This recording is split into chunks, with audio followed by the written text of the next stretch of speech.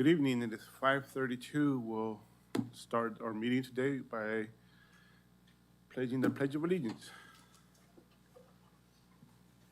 I pledge allegiance to the flag of the United States of America and to the republic for which it stands, one nation, under God, indivisible, with liberty and justice for all.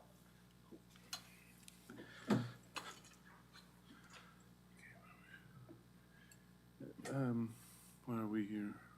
Pledge of Allegiance. Oh, roll call, please, Jocelyn. All right, we will begin our meeting at 5:33. All right, agenda item C, roll call. Commissioner Member Holloway, Present. Commissioner Member Smith, Present. Commissioner Member Bauer, Present. Commissioner Member Gonzalez, Present. Commissioner Member Abong, Present. Commissioner Member Lewis, Present. Chair Huitron. Present. Chair, I would like to remind the audience that if they wish to address the commission, they must submit a green request to speak form located at the podium in the back of the council chamber. Citizens can submit public comment to the commission electronically no later than 1 p.m. on the day of the meeting. Comments received before the deadline will be sent to the commission and will be part of the record and will be mentioned as part of the public comment portion of the agenda. Material may be emailed to recreation@cityofmerced.gov and should be limited to 300 words or less. Any correspondence received after 1 p.m. will be distributed to the commission and retained for the official record. Agenda item D, public comment. Members of the public who wish to speak on any matter not listed on the agenda may speak during this portion of the meeting and will be allotted 3 minutes. State law prohibits the commission from acting at this meeting on any matter raised during the public comment period. Members of the public who wish to speak on a matter that is listed on the agenda will be called upon to speak during the discussion of that time. Chair, we don't have any requests for today. Agenda item E, consent calendar. Recreation and Parks Commission minutes for meeting of October 27th, 2025.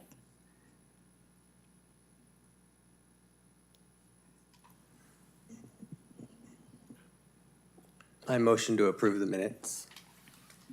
I second.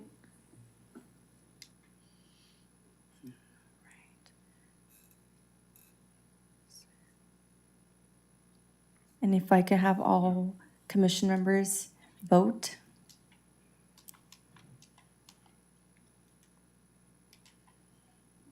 All right, motion passes unanimously.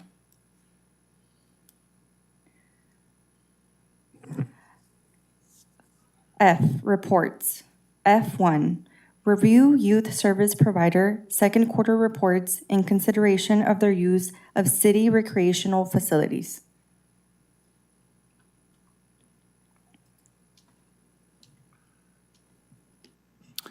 Good evening, Commissioners. Pleasure to be with you this evening. Staff have provided you an update of different reports that were submitted by our youth service organizations.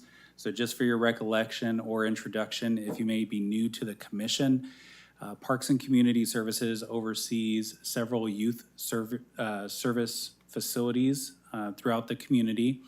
That includes a youth center at 27th and K Street, the McCombs Youth Center on 15th Street, the McNamara Youth Center, and the Stephen Leonard Youth Center. These facilities are contracted to outside organizations through service agreements or lease agreements.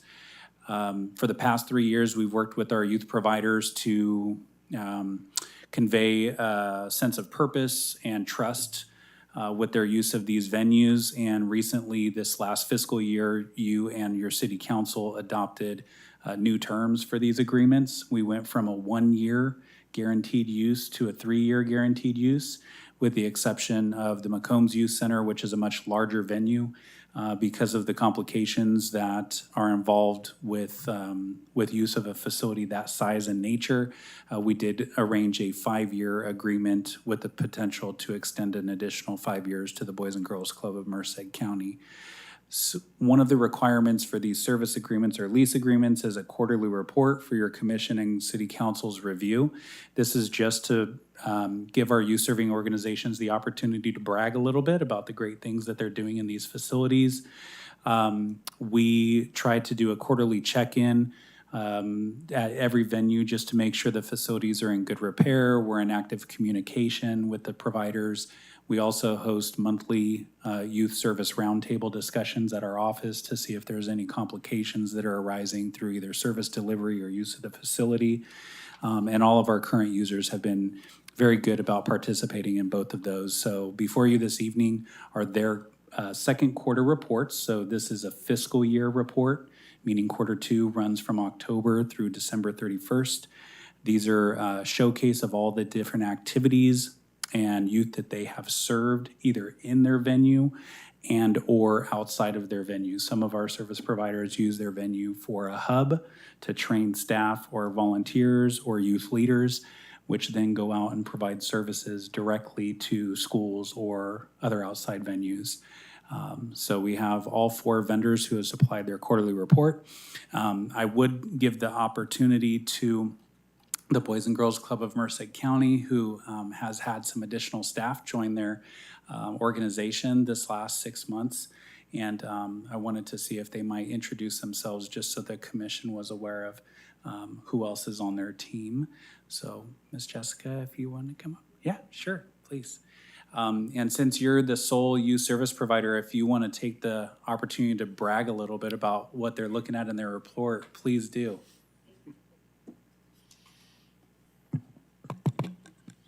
Good afternoon. My name is Jessica Melgoza, and I am the new COO for the Boys and Girls Club here of Merced County.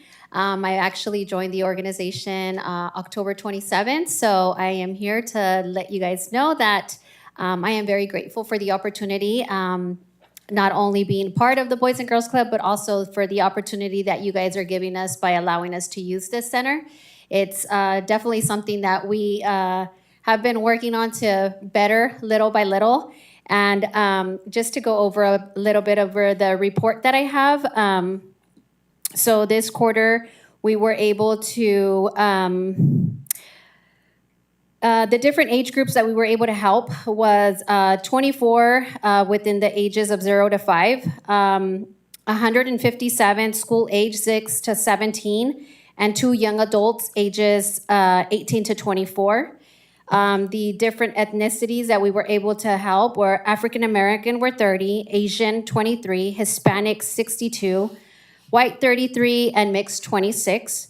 And so at the youth center, there's 70 unduplicated after-school program attendees. Outside of the youth center, we have none. And then through special camps and events that we have been able to assist, it's been 113 total that we've been able to do. So total number of service contacts, like numbers of youth and times that they were served for the after-school program, it's 1,114. And for the camps, it's 1,238.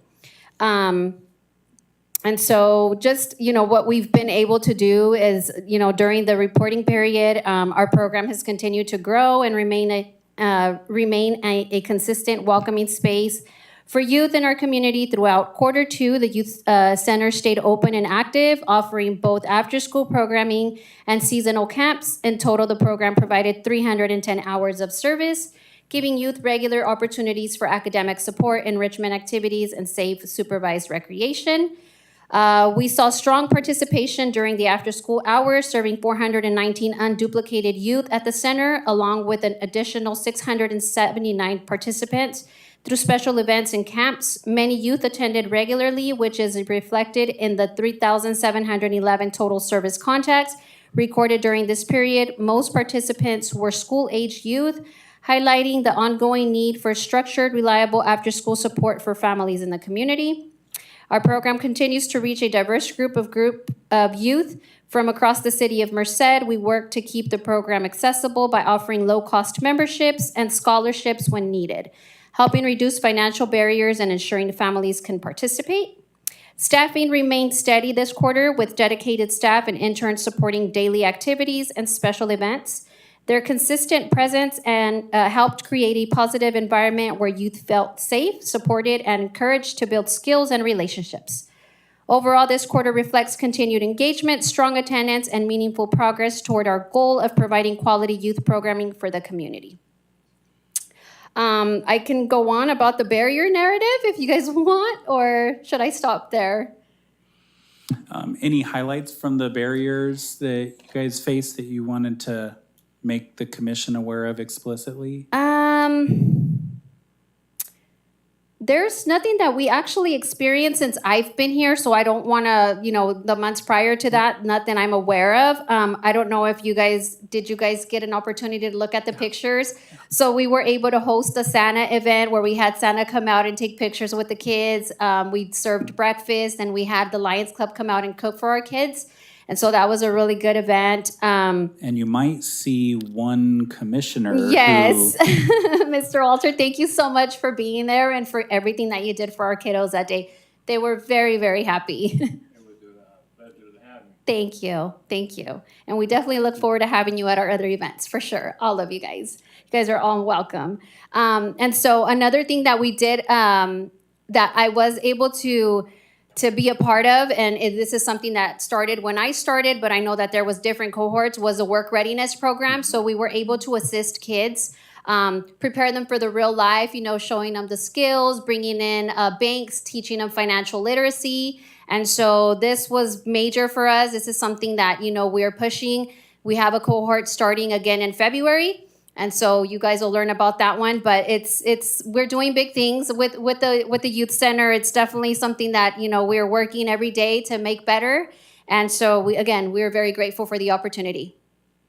thank you. Of course. Does the commission have any questions for the Boys and Girls Club? All right, thank you. Perfect. Oh, I've been there a couple of times before you guys took over, and these kids were so well behaved, and they were paying attention, and they was all focused. That was a beautiful thing for you guys to have that type of control over them kids. I really thank you for that. thank you. No, thank you. It's something that we do. When it comes down to attendance, we want them to be there, but we want to show them manners. We want to show them behavior and teach them, because we do have people that stop by occasionally, our board members, and we want them to be able to be greeted with a smile, a handshake when needed and all that. So it's something that we're pushing to definitely better themselves and, to continue making our club look good. So thank you for acknowledging that. You're welcome. Yeah. Thank you, Ms. Jessica. Thank you. Appreciate You're it. welcome.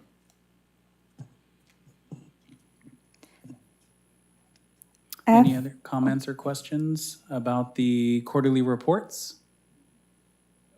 All right. F2, Brown Act presentation. City Attorney Craig Cornwell will be our presenter on the Brown Act.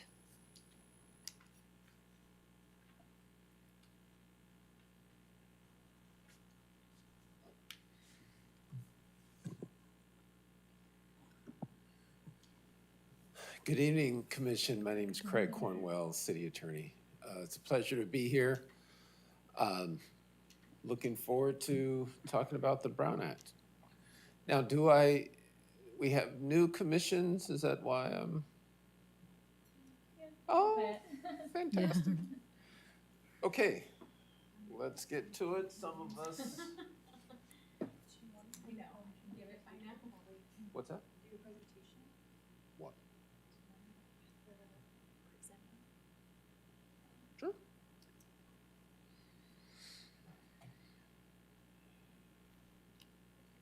And I'm just gonna,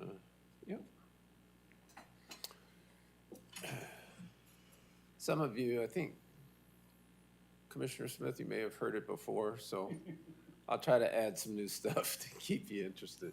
Commissioners, if I may, Mr. Cornwell, if you press program on your little keypad, it'll reflect the presentation for you.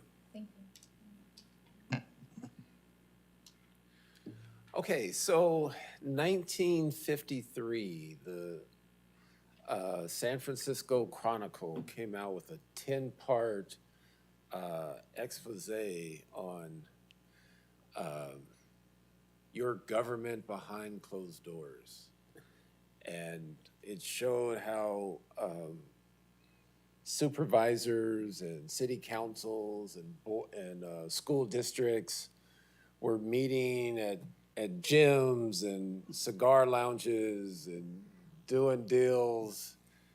And after that, it went to the legislature, and Ralph M. Brown, who lived in Modesto, authorized this legislation that we now know as the Brown Act.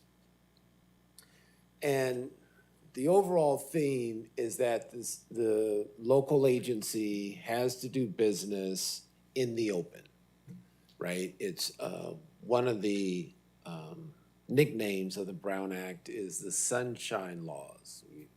We have to be out in the sun doing our business because we affect taxpayer dollars, and they have a right to know not only the decisions that are made, they have a right to know or right to observe the discussion process.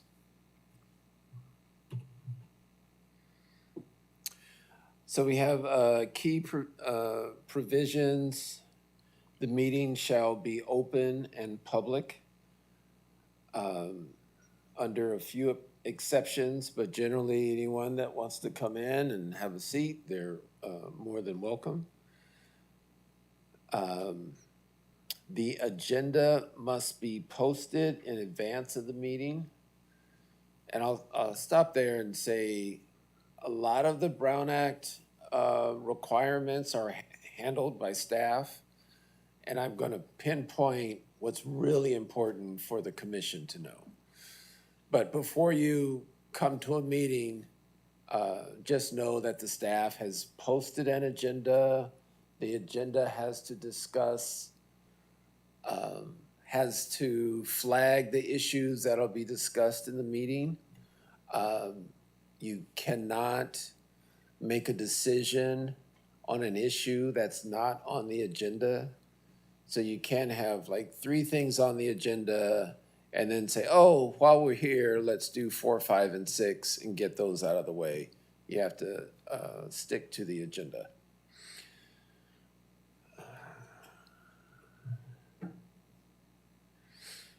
So we'll talk about who is covered by the Brown Act, what constitutes a meeting, what are the notice and agenda requirements, what are the public's rights under the Brown Act, and what are the consequences for violations. So who's governed by the Brown Act? Any legislative body, a governing body of a local agency. So for cities, we have city councils, school districts, county boards. They're all governed by the Brown Act. And when like a city council or the charter creates a subcommission like parks or planning, those are also governed by the Brown Act as well. What is a meeting? A meeting is a majority of the members at the same time and location to discuss, deliberate, or decide on any item that is within the subject matter jurisdiction of the board. So we have a panel of 7.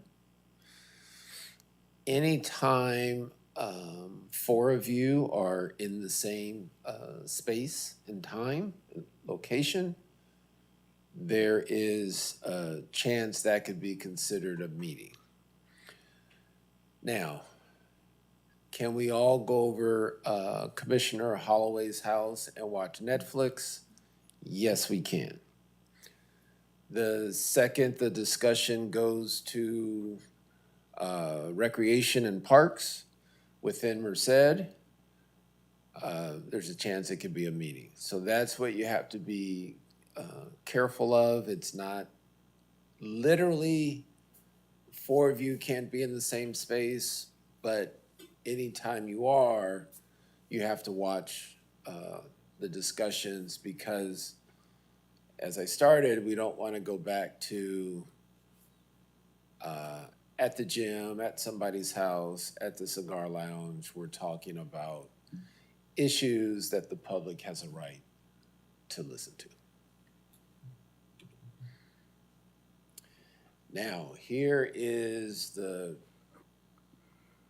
commission highlight, star it, very important for you guys to know. This is called a serial meeting. This is prohibited by the Brown Act. And what this is when we're not in a meeting, but you guys are getting somehow a concurrence on how you're going to vote at the meeting.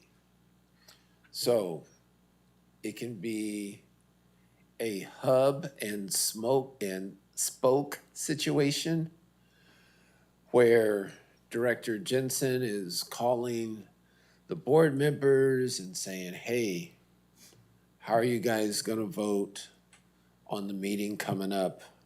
I'm looking forward to your support. And then one person says, you got my support.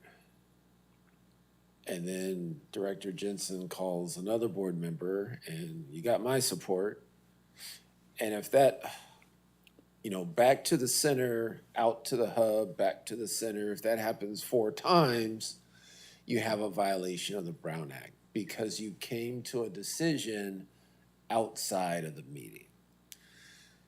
The other way is if board members call or commissioners call each other and it's a chain. 1 calls 2, 2 calls 3, and we all know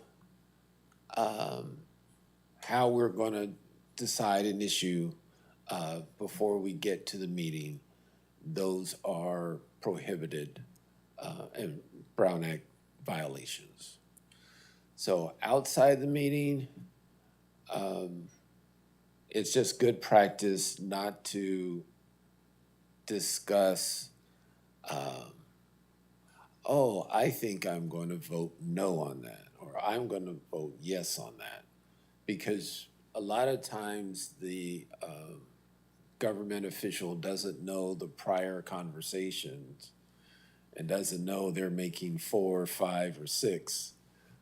Whoever you're talking to could have talked to others before you. So it's just a good practice outside of the meeting not to say, hey, you got my vote.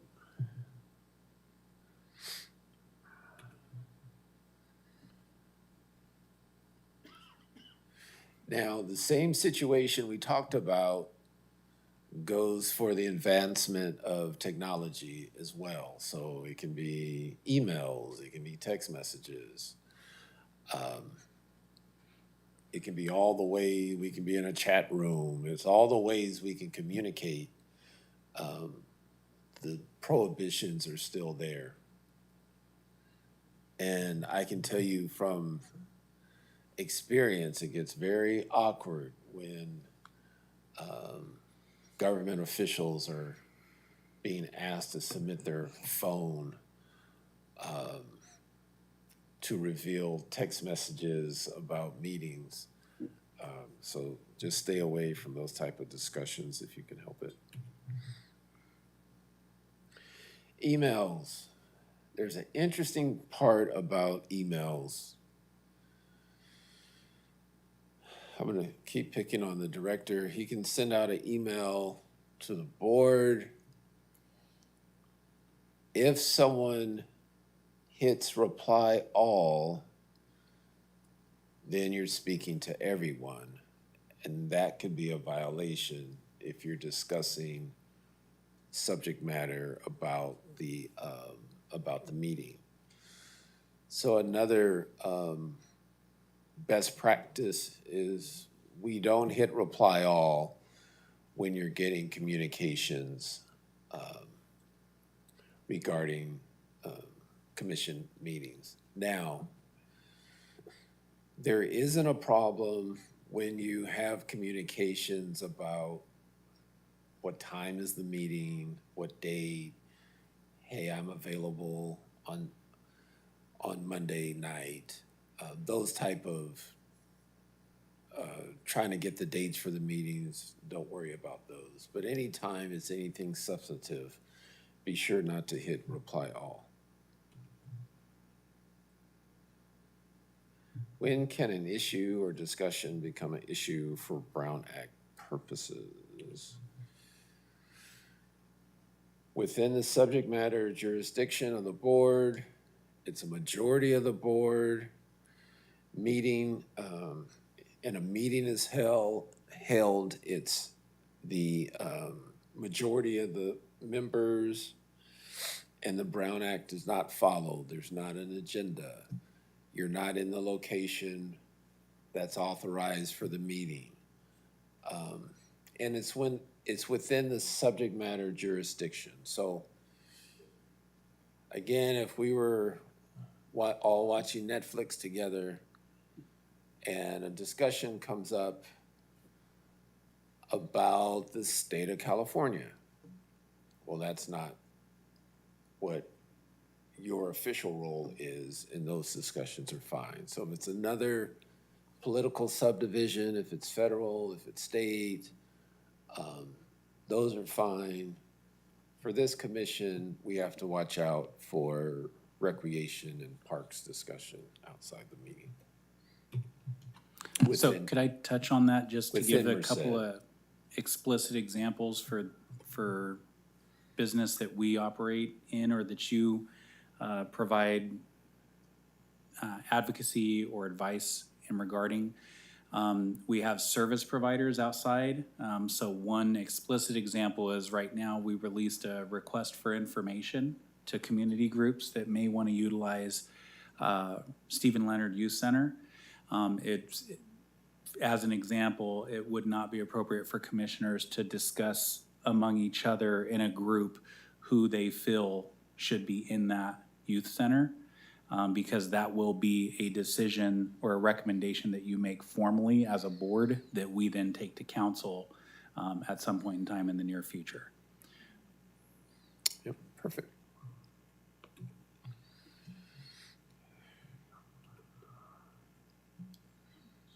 Yeah. Sorry, I have a question regarding that. So just to kind of go on with the example you're giving, if someone asked us a question on services they'd recommend or other things, are we able to respond to that in public about the different amenities or services, or are we even, one question at a time, so I'll let you answer that first. I had two. Yes. Okay. Recommendation services that are fine. Okay, and then the other question was, oh my goodness. Let me gather myself and then I'll ask, I'm sorry. Trying to remember. What to mark to be careful of is when the discussion is about an issue that's coming on the agenda. Okay, just on the agenda. So if we were Right. amongst ourselves and we had an idea or about a suggestion of an improvement in the area or something we wanted to see come to the city, is that something that we could propose amongst ourselves, or is that something that we would have to do in a meeting? Safer in a meeting, Okay, because your proposal could come to fruition and be on the agenda Okay, for determination, or a vote to request to discuss it. You don't want to have already got it, okay. known we're all gonna say yes when I bring this up. So it applies to things that could pertain to the current agenda and possibly future agendas. Yes. Okay, thank you.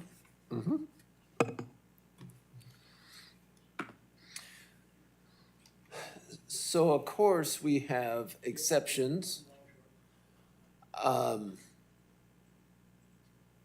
Individual contacts or conversations between a member of the legislative body and any other person, those are fine. Guys can go to conferences, you can go to other community meetings.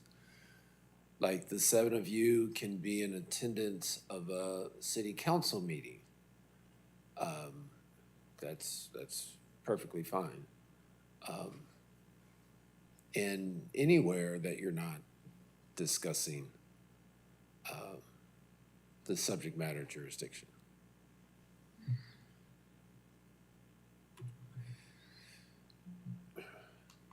Again, social, ceremonial events,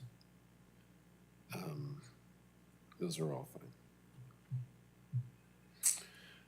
Okay, I flagged earlier that staff prepares an agenda that controls the meeting before you guys arrive to the meeting. So every meeting has to have an agenda. For regular meetings, the agenda must be posted at least 72 hours before the meeting. The agenda must advise the public of the meeting and matters to be transacted or discussed. So you heard tonight, the clerk read item F, the city attorney will present the Brown Act. We had to disclose that. I just can't come up and just start talking. It's gotta be on the agenda and we follow the agenda. The agenda must state the meeting time and place and the business to be described.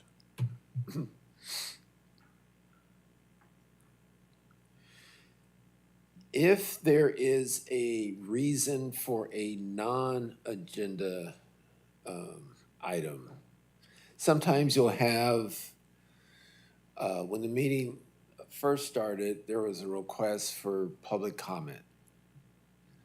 Sometimes after a public comment, one of the commissioners may want a brief response. Thank you for your comment. That's a great issue. Director Jensen, can you look into that for us? Some sort of discussion, some sort of response to the public comment is fine. Here's where it can get tricky. It cannot evolve or devolve sometimes into a full discussion about a public comment. So we typically advise the public, it's your time to speak, but it's not your time to engage the commission. It's not a back and forth, it's not a conversation. It's a typically timed comment period, and if a commissioner wants to take it up more fully to be discussed, then it should be placed on a future agenda. So if I could just reiterate that, there may be times where public makes comment at the commission and it is of significant interest to any of you as an individual commissioner. At the end of every agenda, we do request, if there's any request for a future agenda item, you can make a formal request to get an update on anything from staff. As long as it's within our purview. If it's not, we can ask the city attorney if it falls within the purview of the commission, and it would be maybe outside counsel or the clerk or the planning department, if it was like the open space section of the general plan for the city, they may be the best communicator of that process as opposed to us in our department. But in any regard, you do have the opportunity to ask that an agenda item be placed. I believe a couple of you have put in requests for reports or updates on different items over the past couple of years, so. Also, at the end of, typically towards the end of the meeting, there's a section for commission comments. And you're free to talk about items you feel are appropriate at that time. Typically, it's activities or things of interest that you think the commission would like to hear at that time. And that's fine. Otherwise, and I hesitate because there's an exception to this exception, but otherwise, if it's not on the agenda, we can't talk about it. The public, so there's issues for the staff to do with the Brown Act, there's issues of concern for the commission, and then there's the public rights and restrictions as well that the Brown Act deals with. So first, the public has a right to attend, observe, and participate in meetings. So every agenda, there's got to be a place for public comment. And if we're going for the A, before any vote is taken,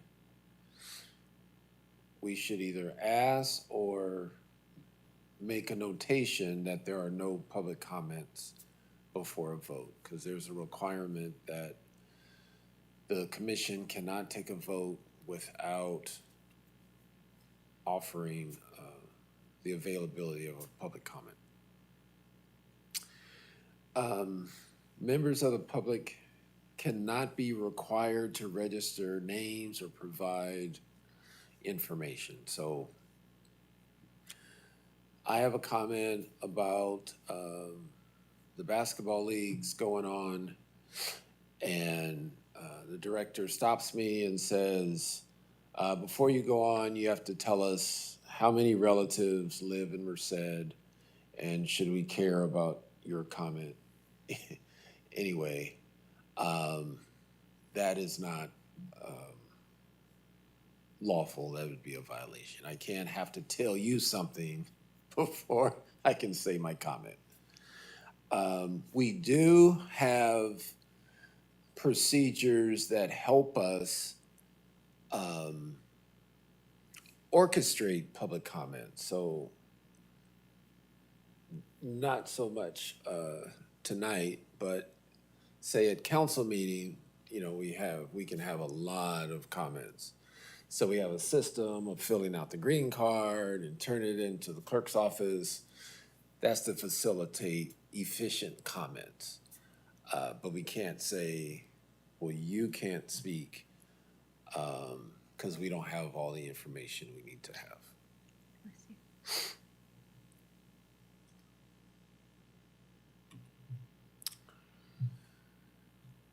Civil actions. So the biggest, I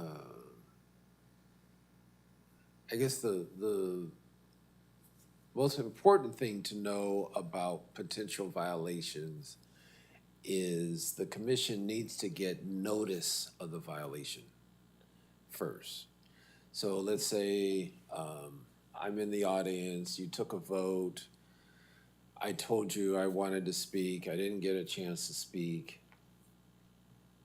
I can ask, I mean, I can bring the attention to you in the moment, and that can be addressed. Or I can write a letter saying, hey, this happened, it was outside the Brown Act, and the city would have 30 days to reset it, take another vote, allow for the public comment, and then take the vote. That is a large percentage of how the enforcement works. It's kind of self-imposed. Something's brought to your attention, or staff notices it and says, hey, we need to do that correctly. Can we do it again? Sometimes you can get a letter from the district attorney. You know, a resident complains, and then the district attorney gets involved, but it still starts with a letter and the opportunity to correct it.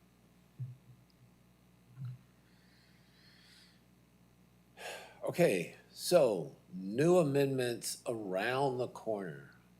I wrote that a while ago, and the corner is getting shorter and shorter. It's July 1 of this year. We've just had the largest revision of the Brown Act since it first was passed. So in July, public comment will be allowed virtually as well as in person. Agendas will be required to be translated into 2 languages that your city has at least 20% population. And there's a host of others. It's going to be easier for board members. If you were sick and you wanted to attend remotely,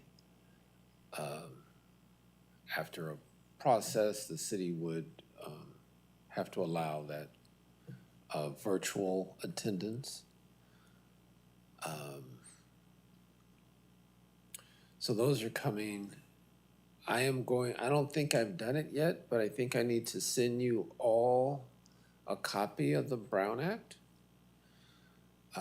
because we're under an obligation to make sure every commission and board member has a copy of the Brown Act. So I'll get that to you shortly. And that's it. Do we have any more interesting questions or discussions? Most of it's done. Huh? Oh, that was my second. One was pertaining to, now I had to remember both of them. You put me on the spot. No, I was just wondering, but he answered both. Yeah, thank you. So it's, most of the Brown Act is taken care of for you by staff with, getting the agendas ready, and, you have the dates set for the regular meetings. For city council, there are opportunities that are specifically delineated in the Brown Act where you can go into a closed room to have a discussion. Say you're dealing with litigation and you don't want to publicize your strategy or talk about negotiation parameters. Imagine if the other side could hear, we have $100, but we only want to give them $20, and we had to say that publicly.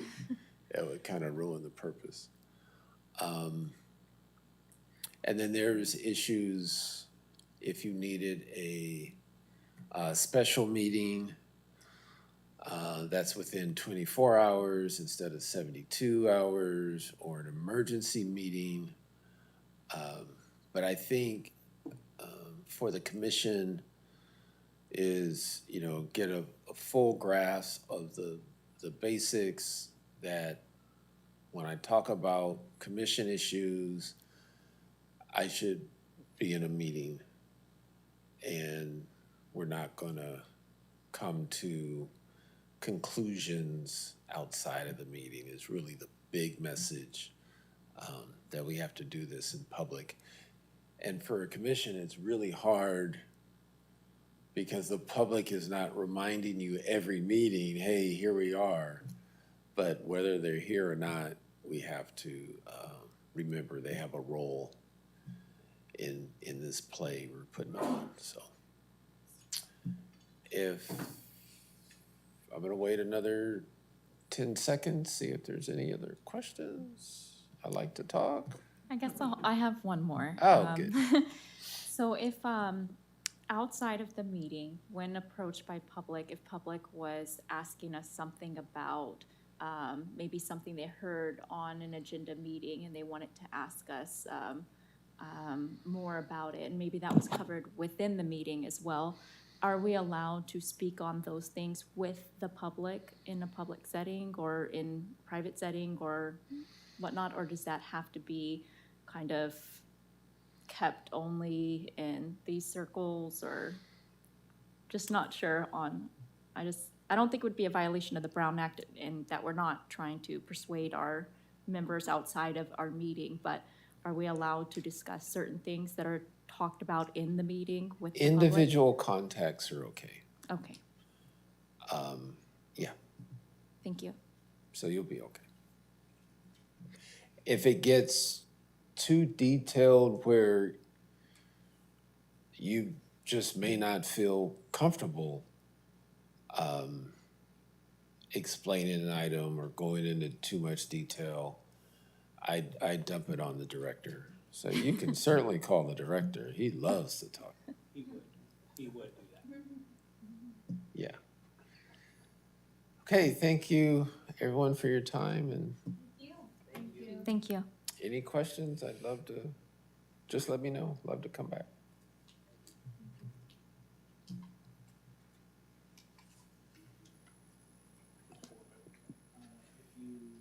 Select agenda, your agenda will pop back up. Agenda item G, business. G1, request to add item to future agenda. Any items to add, commissioners? Just as a FYI, we will be bringing forward an item. We have a request to name a public facility. Many of you have been involved in naming of playgrounds in the past, or even the entire sports complex in regards to Nanini Sports Complex. We have another application that's been submitted. It does need to be reviewed by you first during a public hearing, so you'll host a public hearing in February. We would appreciate your attendance and consideration of that application. We will take your recommendation to City Council in March for final decision.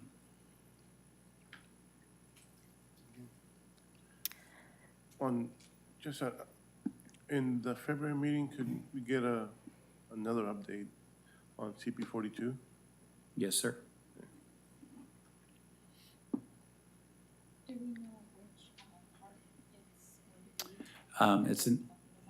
It's an application to name the stage at Bob Hart Square.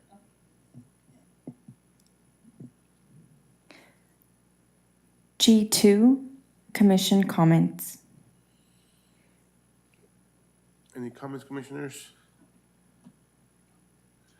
I have one. I think I brought this up last year, but the season just started again for the adult male basketball team.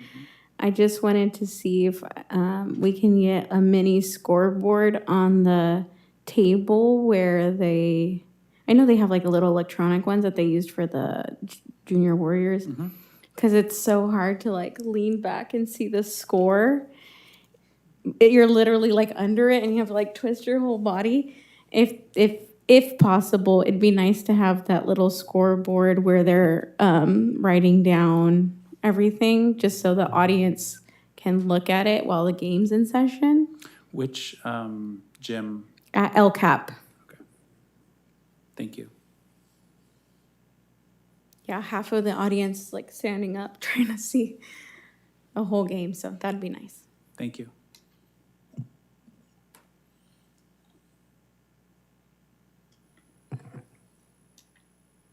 Agenda item H, adjournment.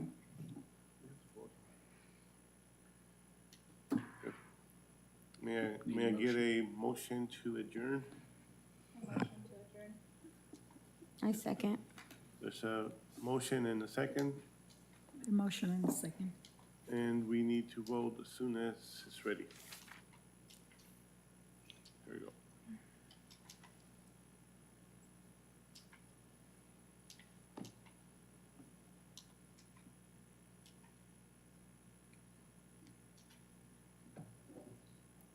Commissioner Member Gonzalez? Perfect. All right, the motion passes unanimously. Okay, 6:23, we'll see you next month.